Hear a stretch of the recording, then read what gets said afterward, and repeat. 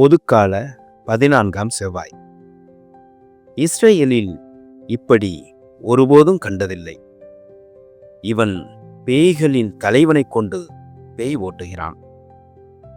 மத்தேயு 9:32-38 வசனங்கள். ஆண்டவரின் அற்புதங்கள் ஆச்சரியம்தான் எளியோருக்கு, மெத்த மேதாவிகளுக்கோ சுத்தமாய் ஒத்து வருவதில்லை. பேய் பிடித்து பேச்சிழந்தான் ஒருவன், பேய் ஓட்டியதும் பேசலானான். இப்படி கண்டதில்லையே மெச்சினர் மக்கள். எப்படி இயலும் பேய் தலைவனின்றி? இது பரிசேயர். இறைபக்தி உள்ளோர் இயல்பாகவே பாராட்டுவர். இதை பற்றி சொல்ல வேண்டியோர் இறைவன் ஆற்றல் பேசாமல் பேயாற்றல் கூறலாமா? ஆண்டவருக்கு இது எளிதென இயேசு காட்ட, சாத்தானுக்கு வழிதுணையாய் பரிசேயர்.